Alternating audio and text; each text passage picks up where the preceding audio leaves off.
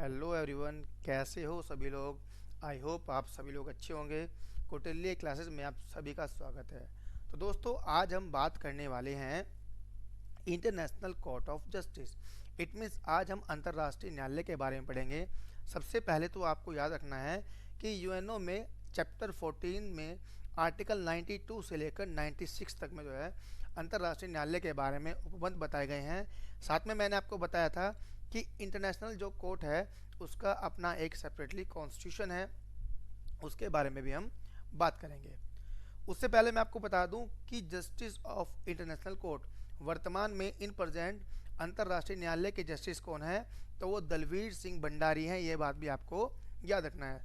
उसके बाद यहाँ पर बात करें प्रेजेंट की, अंतर्राष्ट्रीय न्यायालय के वर्तमान जो है प्रेजेंट कौन है, तो जोआन डोनोग जो कि अमेरिका से बिलोंग करते हैं, वो फिलहाल वर्तमान में अंतर्राष्ट्रीय न्यायालय के अध्यक्ष है। जैसे कि आप पीछे देख पा रहे हो, इस भवन में जो है आपका अंतर्राष्ट्रीय न्यायालय है, जिसको पीस पैलेस जाना जाता है। उसके बाद यहाँ पर हम बात करते हैं स्टैब्लिशमेंट ऑफ इंटरनेशनल कोर्ट।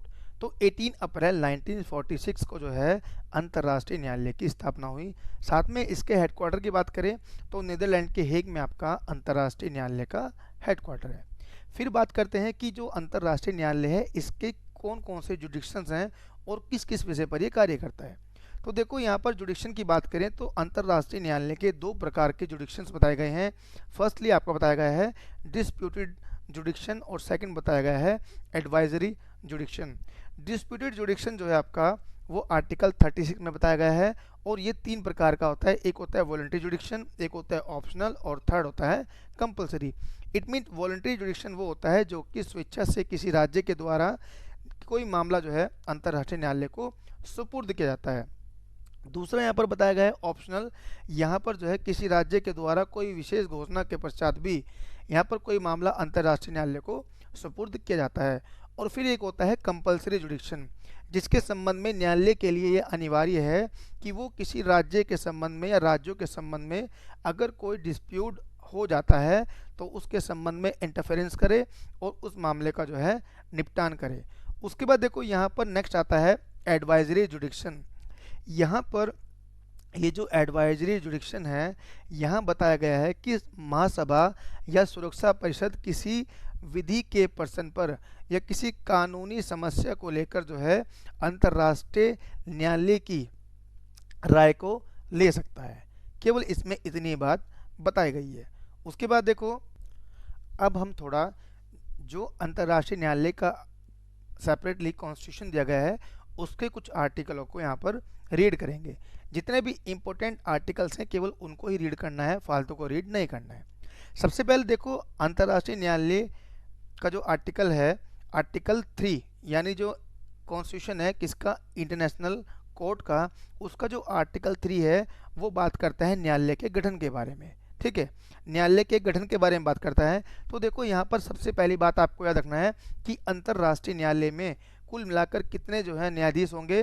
तो ये आपको याद रखना है कि यहाँ पर जो है 15 जो है क्या होंगे, 15 न्यायाधीश होंगे। ठीक है, ये मेंबर लिखा गया, यहाँ पर 15 जो है जजेस होंगे, ये बात याद रखना है।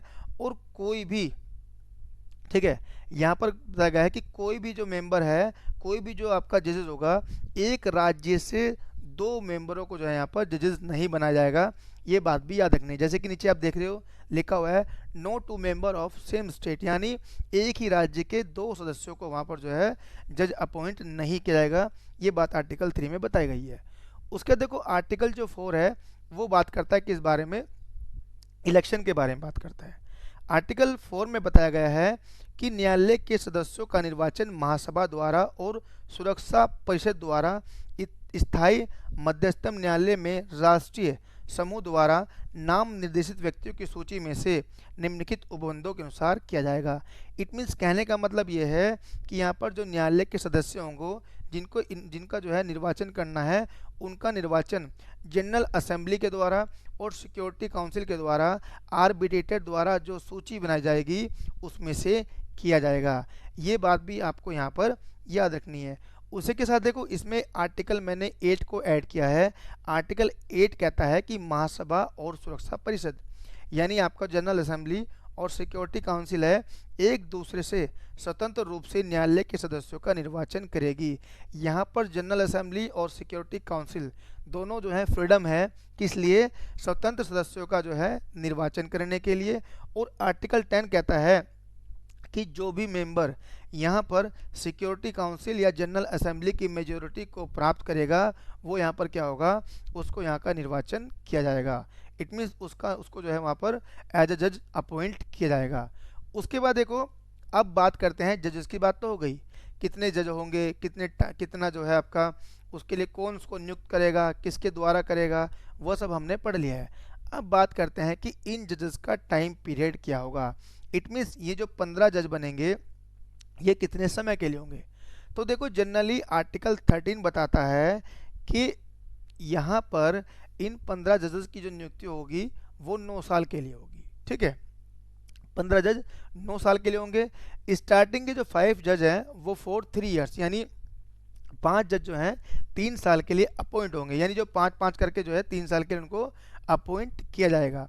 ये बात भी आपको यहाँ पर याद रखनी है। उसके बाद बात करें रेजिग्नेशन ऑफ मेंबर, यानी अगर कोई मेंबर अपना जो है त्यागपत्र देना चाहता है तो वो किसको देगा। तो देखो, यहाँ पर अगर अंतर्राष्ट्रीय न्यायालय का कोई सदस्य अपना जो है इस्तीफा देना चाहता है तो वो अपना इस्तीफा प्रेसिडेंट ऑफ द कोर्ट, यानी जो न्यायालय का अध्यक्ष होगा उसको देगा। और यहाँ पर जो न्यायालय का अध्यक्ष है वो उसके त्यागपत्र को सिक्योरिटी जनरल के पास, सेक्रेटरी जनरल के पास क्या करेगा, प्रस्तुत करेगा। ठीक है, उसके बाद जो है उसको अनुमति मिल जाएगी। तो देखो, यहाँ पर हमने पढ़ लिया कि कैसे कैसे कोई व्यक्ति जो है यहाँ पर अपॉइंट होगा, उसको जो है कितने टाइम पीरियड के लिए होगा, और उसको अगर यहाँ पर अपना रिजाइन करना है तो वो अपना रिजाइन लेटर किसको देगा। उसके बाद यहाँ पर बात करते हैं आर्टिकल 16 के बारे में।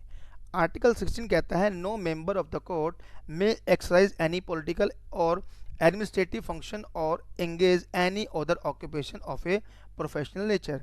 इट मीन्स, कहने का मतलब यह है कि न्यायालय का कोई भी जज कोई राजनीतिक या प्रशासनिक कार्य नहीं करेगा अथवा वृत्तिक प्रकृति की किसी अन्य उपजीविका में नहीं लेगा।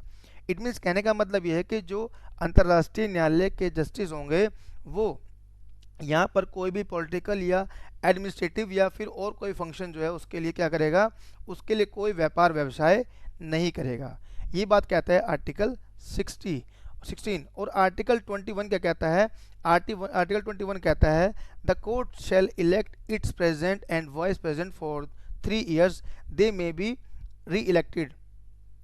इट मीन्स, कहने का मतलब ये है न्यायालय अपने अध्यक्ष और उपाध्यक्ष को 3 वर्षों के लिए निर्वाचित करेगा और उन्हें पुनः निर्वाचित किया जा सकता है। सबसे पहले क्वेश्चन तो ये बनता है कि अंतर्राष्ट्रीय न्यायालय का जो अध्यक्ष होता है उसका चुनाव किसके द्वारा होता है। तो न्यायालय के सदस्यों के द्वारा अपने अध्यक्ष और उपाध्यक्ष का जो है चुनाव किया जाता है। और कितने समय के लिए किया जाता है, तो 3 ईयर्स, यानी 3 साल के लिए जो है उनको यहाँ पर निर्वाचित किया जाता है। और उनके 3 साल खत्म होने पर उन्हें दोबारा जो है री इलेक्ट भी किया जा सकता है। ये बात आपको यहाँ पर याद रखनी है। उसके बाद यहाँ पर बताया गया है the court shall appoint its registrar and may provide for the appointment of such order officer as may be necessary. It means, न्यायालय अपना रजिस्ट्रार नियुक्त करेगा और ऐसे अन्य अधिकारियों की नियुक्ति कर सकेगा जो यहाँ पर आवश्यक हो। ये बात आर्टिकल 21 में बताई गई है। उसके बाद आर्टिकल 34 का कहता है, आर्टिकल 34 कहता है only state may be parties in case before the court. It means, कहने का मतलब ये है यहाँ पर आर्टिकल 34 कहता है कि न्यायालय के समक्ष मामलों में केवल राज्य की पक्षकार हो सकेंगे। जो यहाँ पर जो है राज्य होंगे, केवल राज्य ही अंतर्राष्ट्रीय न्यायालय में पक्षकार होंगे। कोई जनरल पर्सन यानी सामान्य व्यक्ति वहाँ पर अपना वाद लेकर नहीं जा सकता है। केवल राज्य वहाँ पर क्या करते हैं, राज्य के रिप्रेजेंटेटिव वहाँ पर राज्य को रिप्रेजेंट करेंगे। उसके बाद यहाँ पर बताया गया है आर्टिकल 35 कहता है the court shall be open to the state parties to the present statute. It means, कहने का मतलब यह है कि न्यायालय में वे राज्य जा सकेंगे जो इस संविधान के पक्षकार है। यानी यहाँ पर जो है हर एक व्यक्ति हर एक देश नहीं जा सकता, लेकिन जो इसके पक्षकार हैं, इस कॉन्स्टिट्यूशन के जो पार्टी हैं, केवल वही अंतर्राष्ट्रीय न्यायालय में जा सकते हैं। उसके बाद देखो, यहाँ पर एक आर्टिकल मैं आपको बताना भूल गया, आर्टिकल 32। आर्टिकल 32 में न्यायालय के संबंध में और जो न्यायालय के मेंबर हैं उनके संबंध में यहाँ पर उनकी सैलरी वगैरह के बारे में बताया गया है। ये कहता है आर्टिकल 32 का close first, each member of the court shell receive an annual salary, यानी न्यायालय का जो प्रत्येक सदस्य होगा उसको वार्षिक वेतन मिलेगा। The president shall receive a special annual allowance, यानी अध्यक्ष को क्या होगा, यहाँ पर एक विशेष वार्षिक भत्ता मिलेगा। The vice president shall receive a special allowance for every day on which he act as president, यानी उपाध्यक्ष को ऐसे प्रत्येक दिन के लिए जिस दिन वह अध्यक्ष के रूप में कार्य करता है विशेष भत्ता मिलेगा। फिर ये कहता है द जजेस chosen under article 31 other than member of court shell receive compensation for each day on which they exercise their function, यानी अनुच्छेद 31 के दिन चुने गए उन न्यायाधीशों को जो न्यायालय के सदस्य नहीं है ऐसे प्रत्येक दिन के लिए जिस दिन वे अपने कृत्यों का पालन करते हैं प्रतिकर मिलेगा। ठीक है, ये बात भी आपको यहाँ पर याद रखनी है। अब देखो इसमें जो एक इम्पोर्टेंट पॉइंट है वो है आपका पॉइंट नंबर 7। ये कहता है regulation made by the general assembly shall fix the condition under which retirement pension may be given to members of the court and to the registrar and the condition other which member of the court and the registrar shall have their travelling expenses refunded। It means कहने का मतलब यह है कि महासभा द्वारा बनाए गए विनिमय द्वारा वे शर्त नियत की जाएंगी जिनके दिन न्यायालय के सदस्यों और रजिस्ट्रारों को सेवानिवृत्ति पेंशन दी जाएगी तथा वे शर्त नियत की जाएंगी जिनके अधीन न्यायालय के सदस्यों को और रजिस्ट्रार को उनके यात्रा व्यय का प्रतिदाय किया जाएगा। इट मीन्स कहने का मतलब ये है कि जो आपका पेंशन होंगी या फिर आपका जो है कोई अलग से जो भत्ता होगा उसके संबंध में नियम बनाने का जो अधिकार है वो किसको दिया गया है, यहाँ पर महासभा को दिया गया है। ठीक है, और एक बात ध्यान रखना, ये कहता है इसका close 8, the above salaries allowance and compensation shall be free for all taxes, यानी कहने का मतलब ये है कि जितने भी ऊपर वेतन भत्ते या प्रतिकर बताए गए हैं वो सब कर मुक्त होंगे, यानी इन सदस्यों को कोई भी जो है टैक्स यहाँ पर पेड नहीं करना पड़ेगा। इसके संबंध में आर्टिकल 32 बात करता है। आर्टिकल 32 के बाद एक इम्पोर्टेंट बात और है, यहाँ पर वो पूछेगा कि जो अंतर्राष्ट्रीय न्यायालय है उसकी लैंग्वेज कौन सी है। तो आर्टिकल 39 जो है यानी अंतर्राष्ट्रीय न्यायालय का जो संविधान है उसका आर्टिकल 39 बताता है कि अंतर्राष्ट्रीय न्यायालय की दो लैंग्वेज है। कौन कौन सी? दो ऑफिशियल लैंग्वेज है, एक आपका इंग्लिश है और एक फ्रेंच है। यानी जो पक्षकार वहाँ पर जो है इंग्लिश का यूज़ करना चाहते हो वो इंग्लिश में प्रोसीडिंग कर सकते हैं, और जो यहाँ पर फ्रेंच बोलना चाहते हैं और फ्रेंच में जो है प्रोसीडिंग करना चाहते हैं वो यहाँ पर फ्रेंच भी यूज़ कर सकते हैं। इस संबंध में आर्टिकल 39 बात करता है। उसके बाद देखो और कोई खास बात इसमें नहीं थी, जितने भी इम्पोर्टेंट बात थी वो मैंने सब आपको बता दी है और साथ में लेक्चर में मैंने इंक्लूड भी कर दी है। इसके साथ साथ अगर आपको मेरी वीडियो अच्छी लगी हो तो आप इसको शेयर कीजिए, लाइक कीजिए, कमेंट कीजिए, और यदि आपको इस संबंध में कोई और इन्फॉर्मेशन मिलती हो या फिर कोई अच्छी इन्फॉर्मेशन जो आपके पास हो उसको भी आप जो है कमेंट बॉक्स में लिख सकते हैं, ताकि मैं अगली आने वाली वीडियो में उसको जो है इंक्लूड कर सकूँ। ठीक है, तो चलिए आज के इतना ही, बाकी थैंक यू वेरी मच।